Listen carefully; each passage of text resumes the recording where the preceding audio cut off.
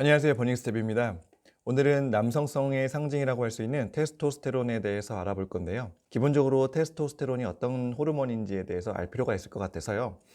두 편으로 나눠서 가겠습니다. 그래서 이번 시간에는 테스토스테론이 어떤 역할을 하는지, 개념은 무엇인지에 대해서 알아보는 시간을 갖겠고요. 다음 편에서는 그러면 이 테스토스테론이 운동을 통해서 증가할 수 있는 것인지에 대해서 알아보는 시간을 갖도록 해볼게요. 그럼 시작해 보도록 하겠습니다. 테스토스테론은 이제 앞으로는 T라고 명명을 할 건데요. 이 테스토스테론이 발음하다 보니까 계속 꼬이더라고요. 그래서 이제부터는 T라고 명명을 하고 얘기를 계속 이어나가 보도록 하겠습니다. 먼저 이 T는 테티스 플러스 스테롤의 합성어입니다. 테티스라는 것은 고안이고 스테롤은 스테로이드를 의미하는 것이죠. 그래서 고안에서 나온 스테로이드 호르몬을 이제 테스토스테론이라고 하는 거고, 이 T는 안드로겐 호르몬의 일종입니다. 그러면 이제 안드로겐 호르몬이 무엇인가에 대해서 궁금증이 생기잖아요. 그래서 살펴보면 안드로겐이라는 것은 남성 호르몬의 총칭입니다. 안드로제닉 호르몬이라고 하는데요. 특징으로는 고함 및 정자 형성, 성욕, 근육량 증가, 지방 축적, 억제 등의 기능을 하고 있고요. 대부분 고안의 정소 또는 일부 부신 피질 등에서 분비가 된다고 합니다. 그 종류로는 테스토스테론, 디하이드로 테스토스테론, 안드로스테론, 디하이드로 에피안드로스테론 등이 있는데 우리에게 가장 많이 알려진 게 테스토스테론인 것이죠. 이 T가 어디에서 분비가 되는지에 대해서 또 한번 알아볼게요. 이 T는 주로 남성의 정소에서 분비가 되는데요. 뇌의 시상하부 뇌하수체 그리고 고안의 정소 이 루트를 통해서 이 로직으로 분비가 된다고 보시면 되시겠고요. 그 다음에 부신피질에서도 소량 분비가 된다고 하고요. 여성에게도 이 T는 분비가 됩니다. 난소에서 분비가 되는데 부신에서도 분비가 되고요. 하지만 매우 조금 분비가 되죠. 성인 남성의 10분의 1 수준이라고 하고요. 이 T는 사춘기부터 증가하기 시작해서 20대 중반에 피크를 치고요. 1년에 1%에서 1.5%씩 감소한다고 합니다. 그래서 일반적으로 성인 남성의 T는 오전에 가장 많이 분비가 되고요. 저녁으로 갈수록 줄어들게 되죠. 그래서 우리가 일반적으로 남자와 여자가 사랑을 나눌 때 여자는 분위기가 무르익은 저녁에 사랑을 나누는 것을 더 선호하는 반면에 사실 남자에게 있어서는 아침에 사랑을 나누는 것이 좀 더 남성성을 발휘하는데 좀 더 좋은 시간대라는 것을 여기서 파악할 수 있었고요. 자, 다음으로 이 T의 기능을 한번 살펴보면요. 안드로겐이랑 거의 기능이 비슷하죠. 정자를 생성하고 성욕을 증진하고 전립선을 강화하고 근육뼈, 피부의 성장 및 채모의 발달 이런 것들을 이제 단백질 동화 아나볼릭 이펙트라고 하는데 이제 반대로는 카타볼릭 이펙트죠. 단백질 이화. 하지만 테스토스테론은 단백질 동화작용에 기능을 하는 것이 가장 큰 특징이고요. 그 다음에 코티졸에 대응하여 단백질 분해를 억제합니다. 이 코티졸이라는 것은 여러분들 운동을 좋아하시는 분들이라면 한 번쯤은 다 들어보셨을 호르몬의 일종이죠. 스트레스 호르몬인데 우리가 스트레스를 받으면 분비되는 우리 몸에서 나오는 호르몬을 이제 코티졸이라고 하는데 이 코티졸이 단백질을 분해해요. 단백질뿐만이 아니라 탄수화물, 지방 다 분해를 하는데 그래서 에너지를 얻는데 하지만 이 T가 코티졸에 대응해서 단백질 분해를 억제하는 특징을 갖고 있고요. 그 다음에 적혈구의 줄기세포를 자극하고 에리스로포이에틴이라는 호르몬 생성을 촉진해서 적혈구를 생성하는 특징을 갖고 있습니다.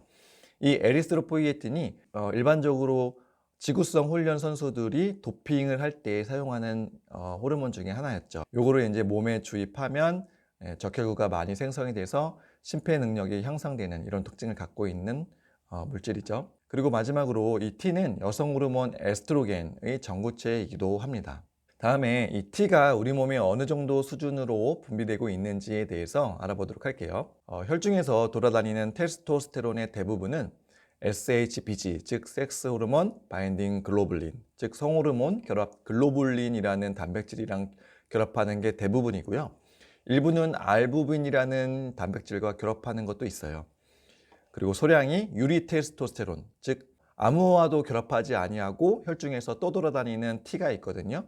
이것이 소량 존재를 합니다. 그래서 유리테스토스테론이랑 알부민과 결합한 테스토스테론이랑 요거를 합쳐서 생체 이용 가능한 바이오 어베일러블한 테스토스테론이라고 불리고요. 이 생체 이용 테스토스테론만이 우리 몸에 작용이 돼서 단백질 동화작용 및 기타 다른 기능을 할 수 있습니다.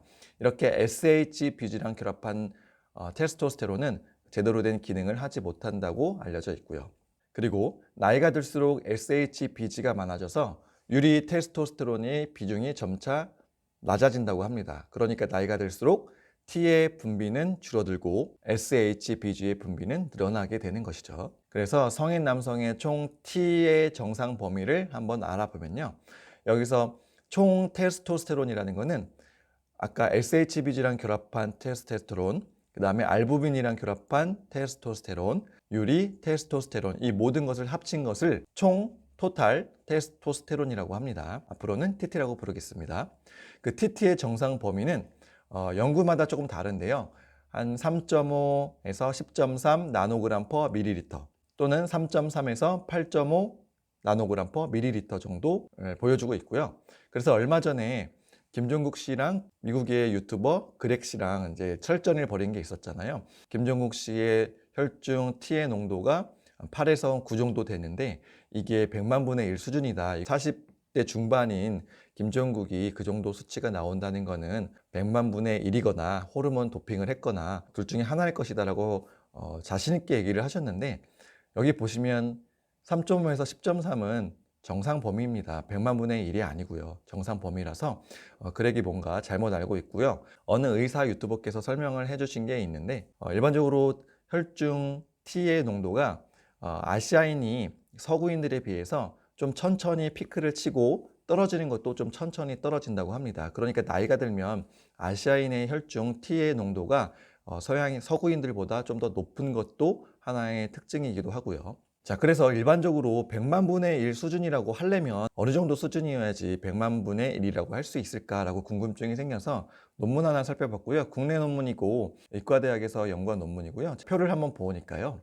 연구 대상의 테스토스테론의 농도를 가지고 세 부류로 나눈 거죠.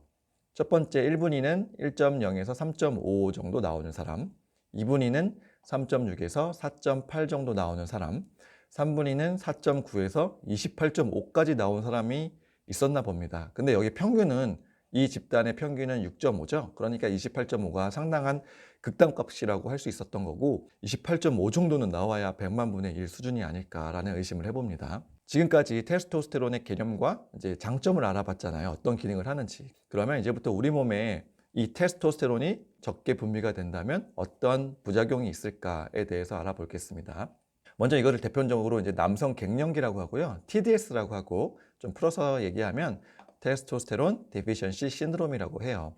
그래서 중년 남성이 되면 우리 몸의 테스토스테론의 농도가 점점 이제 낮아지게 되는 것인데 성욕 저하, 발기력 감퇴, 수동적 태도, 골다공증, 만성 피로감, 안면 홍조, 우울증, 기억력 감퇴, 사코페니아라고 해서 근감소증 이러한 증상이 나타난다고 합니다. 그러니까 테스토스테론이라는 것은 우리 몸에 상당한 장점이 있는 반면에 또 부족하게 되면 부작용을 초래하게 되니까 중년, 특히 나이가 들수록 이 T의 농도가 매우 중요하다는 것을 알 수 있는 것이죠. 그러면 이 T에 영향을 주는 요인은 무엇이 있을까요? 기본적으로 가장 크게 세 가지가 가장 중요한 팩터라고 할 수 있는데 첫 번째는 생활 습관, 두 번째는 비만도, 세 번째는 나이입니다.